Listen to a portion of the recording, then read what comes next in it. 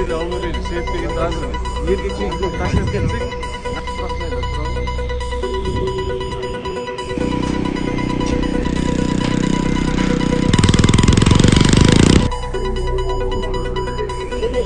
Бул көчөдө өз негизинен кызыл чийимге дагы көп аралыкта чыгып кеткен үйлөрүбүз бар.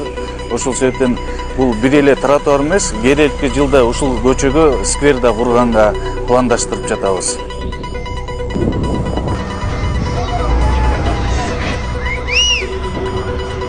Пикирим туура колдойм аны. Конечно, шаар өнүгүш керек, өсүш керек дегендей. Ана мен өзүм чын эле чыккан бул мамлекеттик башында эле бул мамлекеттик деген билем мен.